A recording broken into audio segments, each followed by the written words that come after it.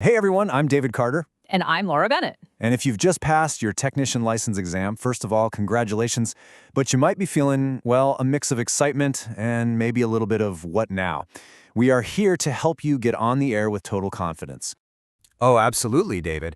I mean, I remember it like it was yesterday. I passed my exam, I got that piece of paper, and I was just thinking, this is awesome. I'm officially a ham radio operator. And then, so what do I do now? You've got the license, maybe you've even unboxed a shiny new radio, but actually keying up that microphone for the very first time, wow, that feels like a huge step. And you know what, Laura? That is a totally normal feeling. Honestly, almost everyone goes through it. The good news is, you are definitely not alone. That whole now what question, well, that's exactly what we're here to talk about today. Because before you transmit, the most important thing, really the foundation of everything, is to get a feel for the culture and, the basic rules of the road for the amateur radio service. Okay, so here's what we've got lined up. We're going to start with the fundamental on-air code, the real basics.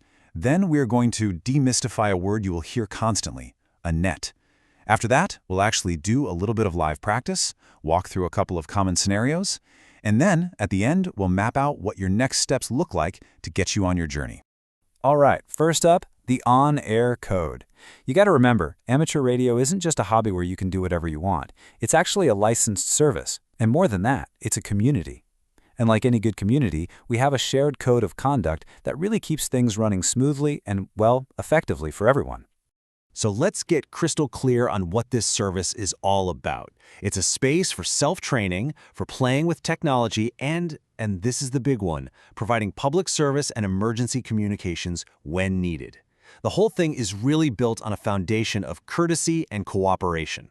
Right. And it's just as crucial to know what it isn't. This is not a free-for-all. It's not like the old CB radio days. It's not a place for you to conduct your business. It's definitely not for broadcasting music, and it is not for getting into angry arguments. It's a professional, regulated service, and we all have to treat it that way. Exactly. And that brings us to some super simple but absolutely vital do's. Number one, always listen before you talk. Just pause for a second to make sure you're not jumping into the middle of a conversation. Always identify yourself with your call sign. Try to keep what you say concise, and this is not negotiable. If you hear emergency traffic, you immediately yield the frequency. No questions asked. And on the other side of that coin, the don't, pretty simple stuff, really. Never interrupt someone unless it's a real emergency. Obviously, avoid profanity, and please don't ever think you own a frequency. These are shared resources for all of us. Okay, David, that all totally makes sense. But, there's this one word I keep hearing when I'm listening to the local repeaters, net. It sounds like some kind of, a scheduled meeting on the radio. Can you break that down for me and for everyone watching?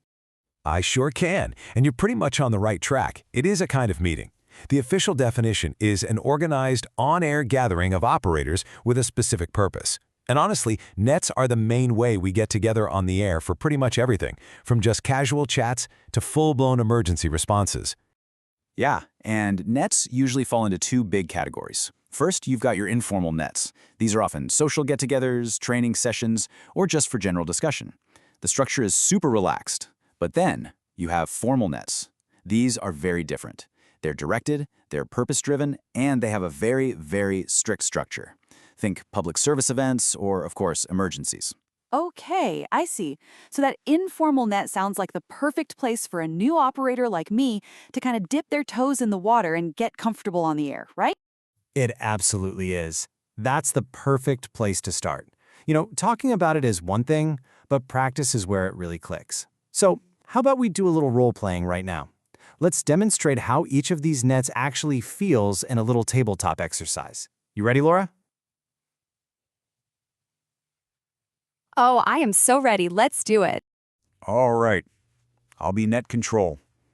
Here we go. Good evening, everyone. This is David, K1DWC, and I'll be opening up the weekly Radio Club's social net. At this time, we'll take check-ins from any and all stations. Please come now. This is Laura, WB2ABC, checking in. And see, it's that simple. On a net like this, David might come back and ask me how my week was, and we'd have a nice, short, polite little chat before he moves on to the next person checking in. Okay. Let's flip the switch on this scenario. The friendly chat is over. Something serious is happening. This is K1DWC activating the county emergency net for the severe weather event. This is a directed net. Do not transmit unless called. We are taking status reports from sector coordinators only at this time. You hear that? It's a complete change in protocol. In a formal, directed net, discipline is everything. We need concise, accurate information, and you only speak when you are directed to by net control. This is not a conversation. This is basically a command and control operation. Right. The instructions are very specific and very short. As net control, my job is just to gather information as fast and efficiently as possible. So my transmission would be exactly like this. WB2ABC, report status only, over. Notice, I just used her call sign and gave a direct, unambiguous instruction. WB2ABC, all clear, over. And my response has to be just as disciplined, just the facts. No, hi David, no, wow, the wind is really howling out here. Just the essential information he asked for. That kind of brevity is what keeps the frequency clear for other critical reports that need to get through. Okay, let's step out of the rules for a second. Laura, that was fantastic. I think those two scenarios just perfectly highlight the huge difference in tone, discipline, and purpose between an informal and a formal net. It really is a night and day difference, isn't it? The social net felt so welcoming and fun, but that formal net, it required total focus. It really shows the two very different but equally important sides of this hobby. So let's just boil this all down to a few key takeaways for you. Number 1, listening is your most important skill, period. Number 2, courtesy is basically the currency of our community. It's what makes it all work. 3, brevity, like we just saw, is absolutely critical, especially in formal operations. And finally, always respect the structure of the net and the authority of the net control station. So, where do you go from here? Well, it's actually pretty simple. First, just listen. Tune your radio to the local repeaters and just get a feel for the rhythm and the flow of conversations. Second, observe how the experienced operators do it. Then, when you're ready, take that leap and check into a friendly, informal net. I promise they'll be happy to hear you. And last but not least, never stop learning. There is always something new and exciting to discover in amateur radio. All right, you've passed the test, you've learned the rules of the road, and you've even had your first practice run right here with us. The only thing left is to push that button. So we'll leave you with this one question to think about. What will your first real transmission be?